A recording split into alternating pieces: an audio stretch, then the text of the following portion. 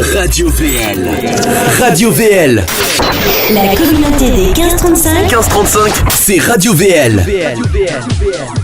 Allez, on y va. On va commencer par nos coups de cœur de la semaine. Un premier coup de cœur, Amaury. Alors les amis, dans cette rubrique coup de cœur, nous avions troqué l'AS Roma de Rudy Garcia, dont on parlait un peu tout le temps, n'est-ce pas, pour les performances de Romain Grosjean.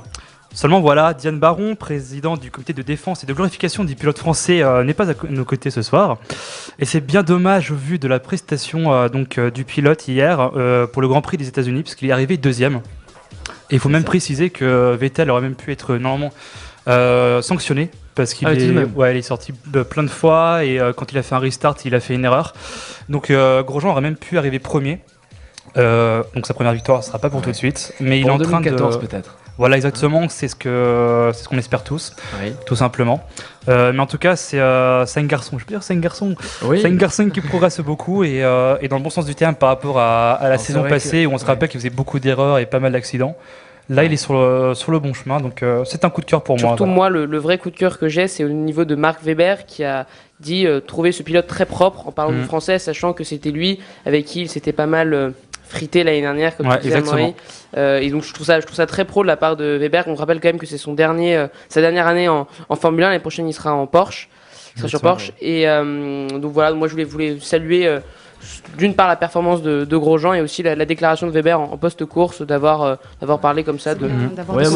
C'est très marrant en off. Nous dans l'équipe, c'est Cristiano Ronaldo, c'est un énorme bosseur. J'ai quasiment jamais vu ça dans le football.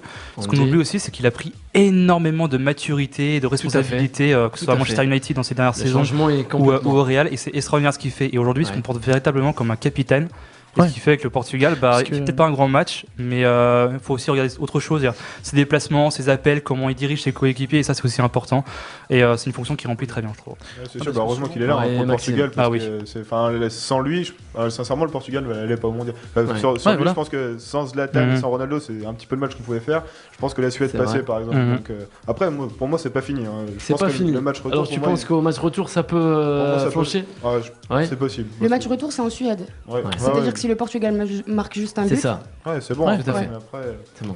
En fait, voilà, ils auraient dû faire quand même un hold-up en marquant un but, et là, ça aurait été plus avantageux pour, un peu comme la France, pour la Suède. En tout cas, vu ce qu'a déclaré Zlatan devant un journaliste suédois, je pense qu'il est très confiant pour le match retour.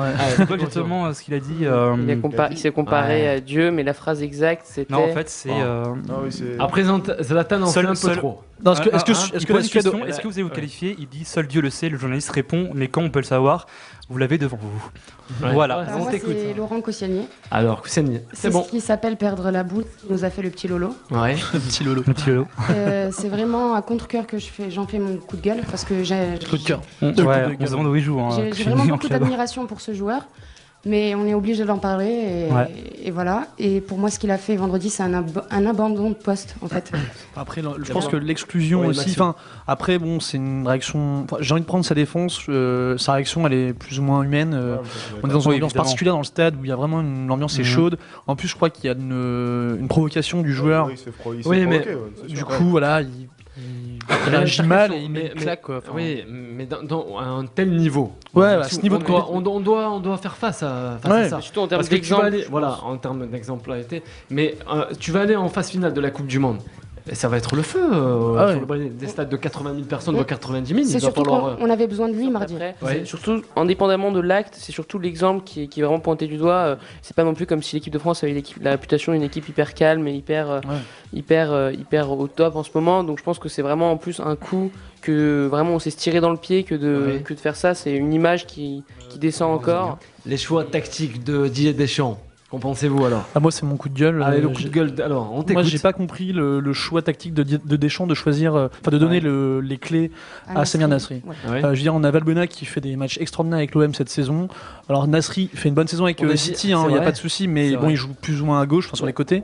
Là, il l'a mis en tant que numéro 10, il a fait un non-match. On dit que peut-être Nasri avait trahi Didier Deschamps. Non, mais c'est vrai. Si, il a trahi sa confiance. Il a trahi sa confiance, Amaury. Là, il y a un problème, c'est que si Nasri joue, c'est Ribéry apparemment qui aurait demandé à Deschamps que ce soit Nasri qui joue. Donc s'il y a un moment...